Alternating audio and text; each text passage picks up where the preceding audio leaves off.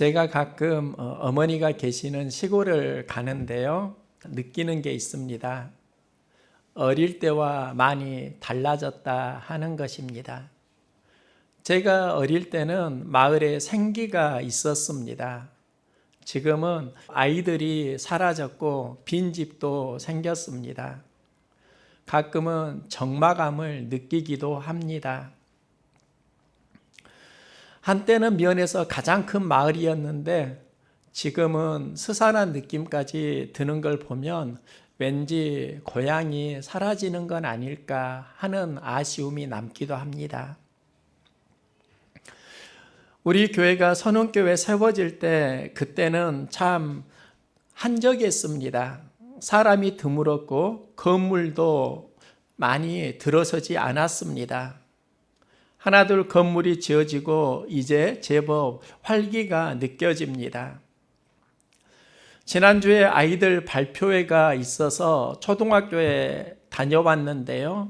또 신축 건물이 세워졌습니다. 아이들이 늘어나니까 학교 건물이 확장되었습니다. 왜 고향은 한산해지고 또 선운지구는 활기가 넘치는가? 그 하나의 이유는 사람입니다. 시골은 사람이 떠나고 있고 선운지구는 사람들이 몰려오고 있습니다. 제가 초등학교에 다닐 때 전교생이 시골에 1200명이었습니다. 지금 제가 자료를 보니까 그 학교에는 지금 90명이 안 된다고 합니다. 제가 다닐 때는 1200명의 학생이었는데 지금은 90명이 안 되는 전교생을 보면서 생기를 잃어가고 있구나, 이걸 느끼는 겁니다. 선운지구가 제법 활기가 넘치는데요. 학생이 많아지니까 생기가 넘쳐나는 겁니다. 모든 성장 중심에는 사람이 있습니다. 사람이 모든 성장의 중심이고 또 사람이 모든 일을 할 때 굉장히 중요하다. 국가도 그렇습니다. 2012년 문재인 대선 캠프 슬로건이 사람이 먼저다. 사람이 먼저라는 겁니다. 그리고 10여 년 전 인터넷 대통령으로 문국현 씨가 유명했는데요.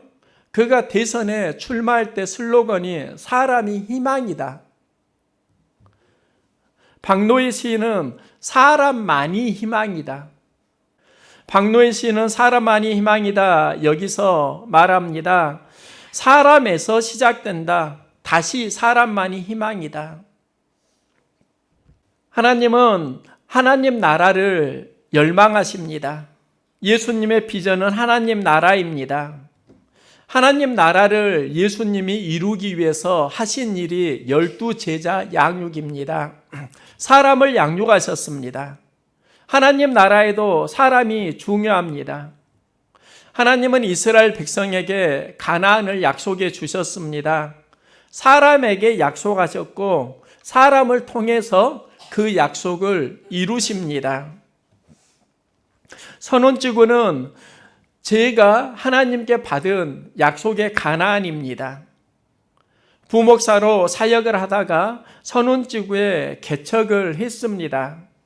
개척을 시작할 때는 저에게 갈등의 중심이 돈의 문제였습니다.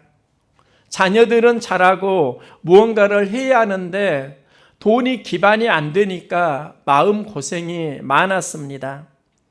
그때는 돈이 절박했는데요. 교회가 세워지고 지금 제 마음속에 찾아오는 절박함은 동역자입니다. 동역할 사람이 눈물겹도록 그리운 겁니다. 모든 사역에서 결국은 사람이구나. 사람이 중요하다는 것을 절실히 느낍니다.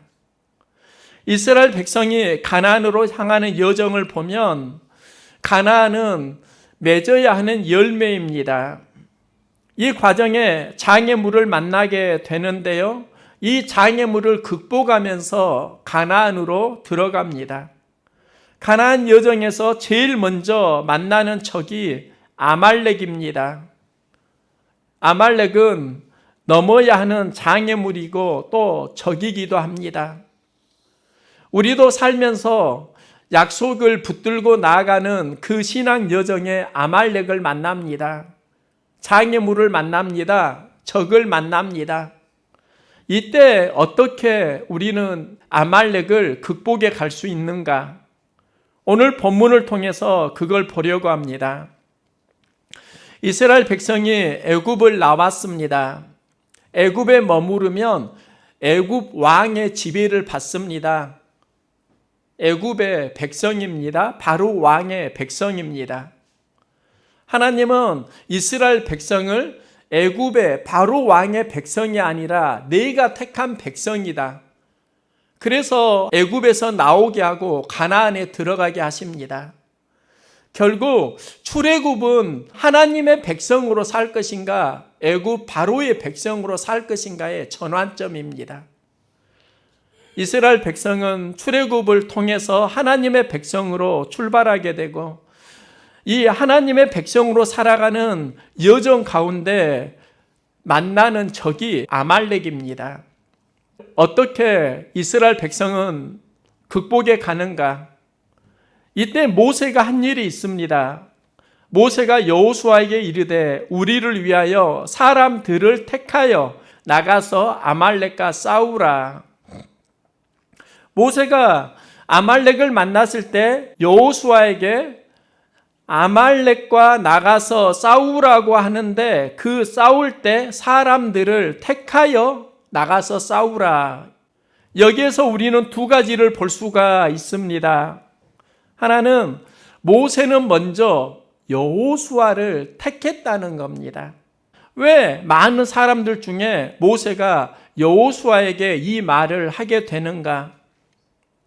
후에는 여호수아가 이스라엘 백성을 이끄는 리더가 되는데 어떻게 여호수아는 이스라엘 백성을 이끄는 리더로 택함을 받는가? 그 과정을 보면 우리가 어떻게 성장해 가는가의 과정을 알 수 있습니다. 여호수아는 먼저는 하나님의 종이 아니라 모세의 시종이었습니다.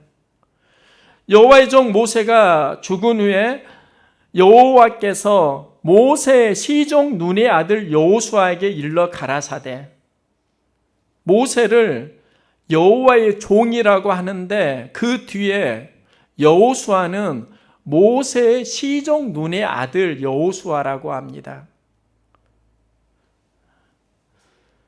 여호수아는 모세의 시종이었습니다. 허드렛 일을 하는 몸종이었습니다. 모세를 섬기는 눈의 아들 여호수아가 말하여 이르되 내 주 모세여.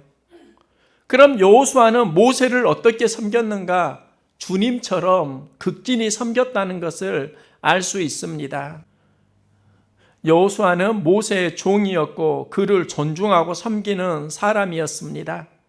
모세에게 순종하면서 섬기는 훈련을 받았습니다. 먼저는 사람의 종이었고 나중에 그가 하나님의 종으로 성장해 갑니다. 우리는 이 관계를 잘 이해를 해야 합니다. 하나님을 섬긴다는 것은 먼저는 사람을 잘 섬긴다는 겁니다. 사람을 통해서 하나님을 섬긴다는 겁니다. 그렇게 성장해 간다는 겁니다. 예수님은 말합니다. 누구든지 제자의 이름으로 이 작은 자 중 하나에게 냉수 한 그릇이라도 주는 자는 내가 진실로 너희에게 이르노니 그 사람이 결단코 상을 잃지 아니하리라. 제자의 이름으로 예수 이름으로 섬기는 겁니다. 그리고 누구를 섬기는가? 작은 자, 어려운 자, 그에게 무엇으로 섬겼는가? 냉수 한 그릇 섬겼습니다. 사람을 섬기니까 하나님이 칭찬하신다는 겁니다. 여호수아는 모세를 잘 섬기는 종이었고 후에 하나님을 섬기는 종이 됩니다. 공동체에는 다양한 사람이 있습니다. 세 부류로 나누는 걸 보았습니다. 교회는 말꾼이 아니라 일꾼이 필요합니다. 이 말은 참 많이 들었습니다. 일하는 사람이 일꾼입니다. 말하는 사람이 또 말꾼입니다. 그런데 일을 하는데 도리어 방해가 되는 사람도 있다고 합니다. 이걸 걸리적군이라고 합니다. 저는 이 세 종류의 사람들을 보면서 우리가 어느 하나에만 속해 있는 게 아니라 이 세 가지가 모두 다 우리에게 다양하게 공존하고 있는 것도 사실입니다. 저를 보니까 목사도 일꾼이 되기도 하고 때로는 말꾼이 되기도 하고 또 사역의 걸리적군이 목사도 되는 겁니다. 그래서 우리는 항상 떨리는 마음으로 경건에 이르도록 힘써야 합니다. 여호수아는 몸으로 최선을 다하는 일꾼이었고 모세를 섬기면서 하나님을 섬기는 종으로 성장해 갑니다. 모세가 여호수아를 택한 이유가 있습니다. 그는 순종하면서 사람을 섬기는 종이었기 때문입니다. 모세는 여호수아를 택하고 여호수아는 또 사람을 택합니다. 가나안으로 가는 믿음의 여정에 하나님의 사역의 중심에는 항상 사람이 있습니다. 모세는 사람을 택하고 그러면서 무엇을 했는가? 그들의 좋은 동역자가 되었습니다. 내가 하나님의 지팡이를 손에 잡고 산 꼭대기에 서리라. 여호수아, 너는 사람을 택해서 아말렉과 싸우고 나는 이제 하나님의 지팡이를 손에 잡고 산 꼭대기로 올라가리라. 이 말은 너는 나의 동역자이기도 하지만 나도 너의 동역자가 되어줄게. 이 이야기를 하는 겁니다. 모세가 산에 오를 때 가져간 것이 하나님의 지팡이입니다. 하나님의 지팡이에는 많은 의미가 있습니다. 다윗은 시편에서 사망의 골짜기를 이야기하는데요. 이때 해를 두려워하지 않을 것은 주께서 나와 함께 하심이라.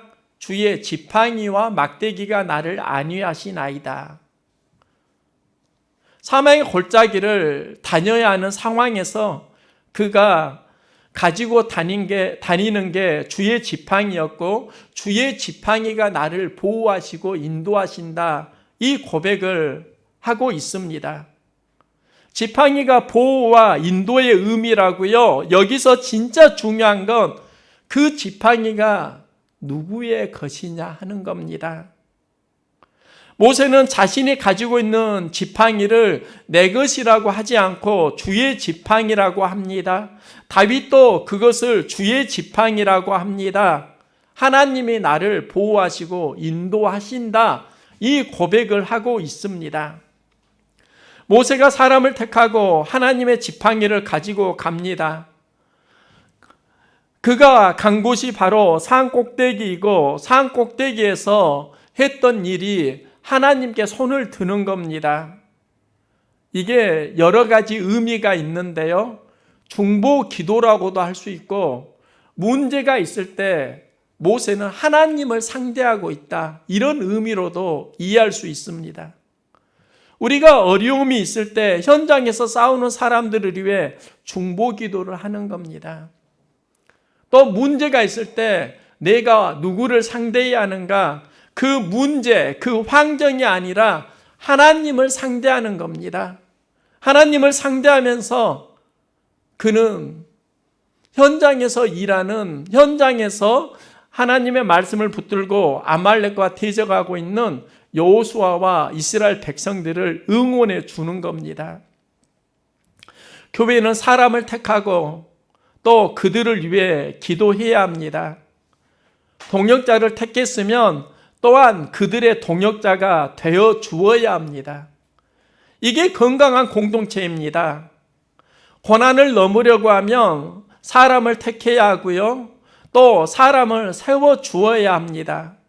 이게 좋은 동역자의 관계입니다. 그 뒤에 동역자의 모델로 아론과 훌이 등장하는데요. 모세가 손을 올립니다. 하나님을 상대합니다.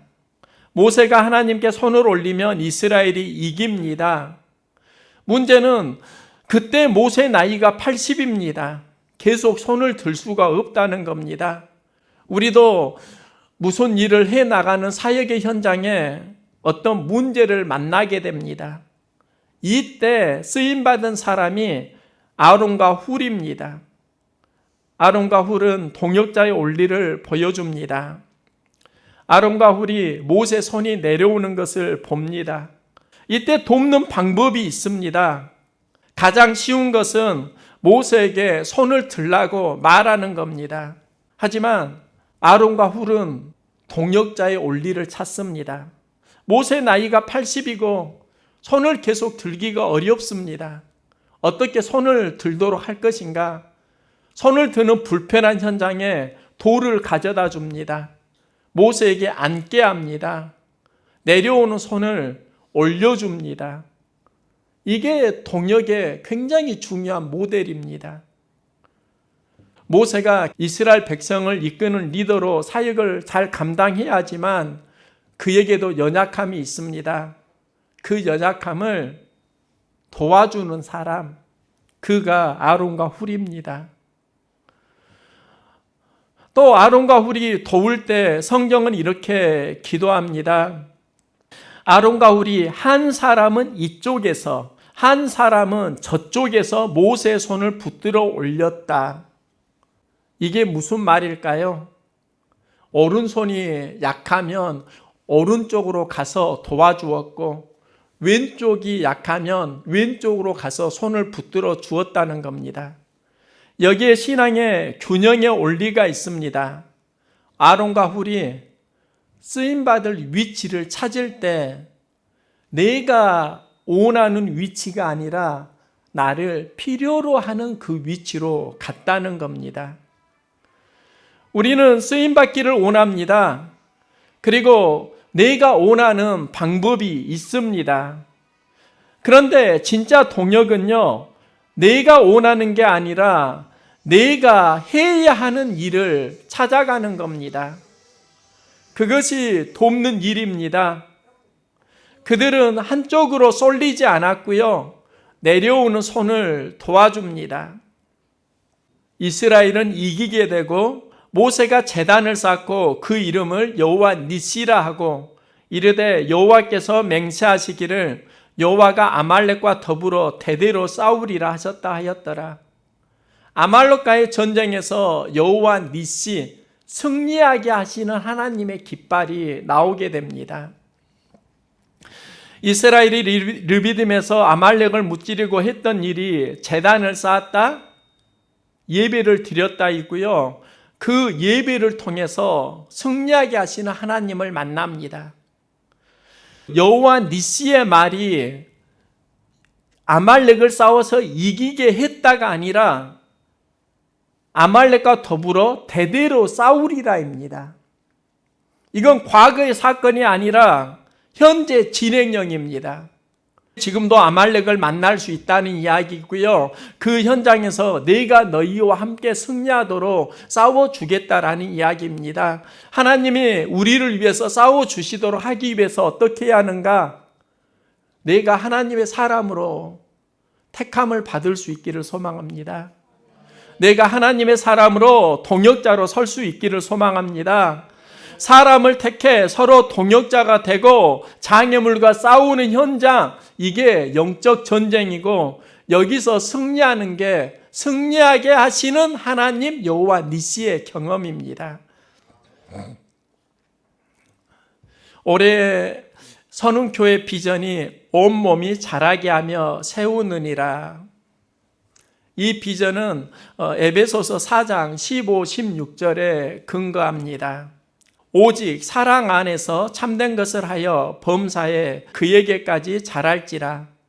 그에게서 온몸이 각 마디를 통하여 도움을 받음으로 연결되고 결합되어 각 지체의 분량대로 역사하여 그 몸을 자라게 하며 사랑 안에서 스스로 세우느니라. 여기에서 온몸이 자라게 하며 세우느니라, 이 말씀을 비전으로 삼았는데요. 온몸은 교회를 말합니다. 교회를 어떻게 세워가는가? 사람이 서로 도움을 주고 또 도움을 받습니다. 서로 연결됩니다. 또 결합됩니다. 사랑 안에서 교회를 세워갑니다. 동역자가 되고 동역자가 되어주면서 고난을 이기는 힘을 얻고 성장합니다. 미국에는 레드우드 국립공원이 있습니다. 세계에서 가장 큰 삼나무가 여기 있는데요. 히페리온이라는 나무는 높이가 115m에 이릅니다. 기네스북에 가장 큰 나무로 등재되었습니다. 이 레드우드 국립공원에서 유명한 영화가 많이 촬영되었습니다. 주라리 공원, 또 흑성탈출 진화의 시작의 그 촬영 장소도 레드우드 국립공원입니다. 역사적으로도 의미가 있는데요. 1972년에 미국 닉슨 대통령이 중국과 미중이 서로 수교를 할 때 그때 레드우드 묘목을 중국에 선물합니다. 2013년에 미국 오바마 대통령이 시진핑 주석을 만났을 때 레드우드로 만든 벤치를 선물합니다. 왜 2013년 오바마가 미중 정상회담에서 레드우드 나무를 선물했을까? 닉슨 대통령이 묘목을 주었고 이제 우리가 동반자로 이만큼 성장했다. 이런 의미일 겁니다. 레드우드가 어마어마한 거목으로 자라게 되는데요. 그곳에는 자랄 수 있는 환경이 있습니다. 나무는 수분을 공급받아야 성장합니다. 레드우드가 100m 이상으로 자라려고 하면 그 위에도 수분이 공급되어야 합니다. 우리는 뿌리에서 그 수분을 끌어올린다고 생각하는데 수분을 100m 이상 끌어올리는 데는 한계가 있습니다. 그 지역에는 태평양에서 몰려오는 엄청난 안개가 있습니다. 그 수분을 공급받고 레드우드 나무가 성장합니다. 그 수분은 내가 수고한 게 아닙니다. 태평양에서 몰려오는 수분입니다. 그게 은혜입니다. 나의 힘이 아니라 주어진 환경을 통해서 우리가 성장하는 일이 있는데요. 생수의 근원이 예수 그리스도입니다.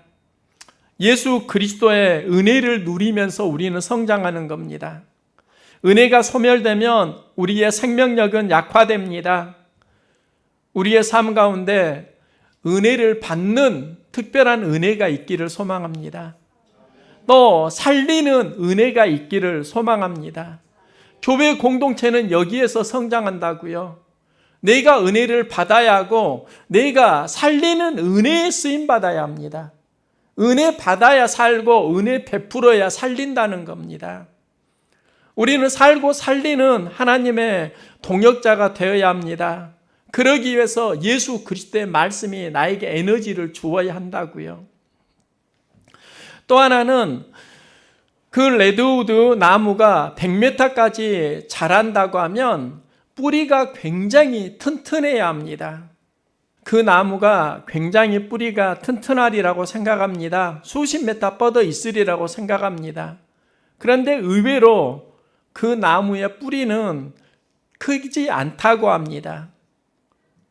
어떻게 100m 이상의 나무를 그 연약한 뿌리가 지탱을 해주는가? 비바람이 불 것인데 그걸 어떻게 견디게 해주는가? 레드우드 나무는 뿌리가 다른 나무의 뿌리와 서로 연결되어 있습니다. 여기에서 버티는 힘을 얻습니다. 이게 바로 연결의 힘, 네트워크의 힘입니다. 우리에게도 영적 네트워크가 필요합니다. 바울은 말합니다. 그의 안에서 건물마다 서로 연결하여 주 안에서 성전이 되어가고 우리가 서로 네트워크를 형성하면서 주 안에서 하나님이 거하시는 성전이 되어간다. 너희도 성령 안에서 하나님의 거하실 처소가 되기 위해서 그리스도 예수 안에서 함께 지어져 가느니라. 너희도 성전 안에서 하나님의 거하시는 성전이 되려고 하면, 성령 안에서 성전이 되려고 하면 예수님과 연결해서 지어져 가야 한다. 네트워크를 이야기하고 있습니다. 예수 안에서 우리는 서로 네트워크를 형성해야 합니다. 혼자 오래 못 간다고요. 여러분이 있으니까 목사가 사역을 할 수 있고, 또 목사의 사역이 있으니까 연약한 성도들이 말씀을 먹고 또 성장해 가는 겁니다. 우리는 예수 안에서 함께 지어져 가는 인생입니다. 오늘은 추수감사 주일입니다. 추수감사 예배를 드리는데요, 하나님께 드리고 싶은 열매가 사람을 택하여입니다. 하나님 사역 중심에는 사람이 있습니다. 하나님이 천지를 창조하시고 그 창조의 절정에 사람이 있습니다. 하나님이 나라를 이루실 때 시작점에 아브라함을 부릅니다. 사람입니다. 또 출애굽을 할 때도 준비된 목자로 모세를 사용하십니다. 여기에서 하나님의 백성의 출발이 시작됩니다. 사사시대 혼돈의 시기에 다윗을 통해서 하나님의 왕권이 세워집니다. 사람이 스스로 죄를 사할 수 없으니까 죽어가니까 그 사람들을 살리기 위해서 예수님이 사람이 되셔서 이 땅에 오셨습니다. 예수님 사람이 되셨다. 사람으로 사역을 하셨다는 겁니다. 하나님께서 하셨던 모든 사역의 중심을 보면 사람이 있습니다. 사람이 중심입니다. 오늘 추수감사주의를 맞이해서 항돈 직분자를 선출합니다. 사람을 택해서 세우는 날입니다. 동역자로 사람을 얻는 날입니다. 우리 교회가 맺어야 하는 추수감사의 열매, 그 열매의 중심에는 사람이 있습니다. 좋은 동역자가 세워지기를 소망합니다. 사람에게 기준을 맞추지 않고 기준에 사람을 맞추었습니다. 그리고 거기에 합당한 분을 항존직 후보자로 이제 내정이 되었고요. 투표를 하게 됩니다. 좋은 동역자로 세워질 수 있도록 투표로 응원해 주시기 바랍니다. 또 할 수만 있는 대로 축복해 주시기를 소망합니다. 사람이 비전이고 사람을 통해서 하나님은 하나님 나라의 사역을 이루어 갈 것입니다.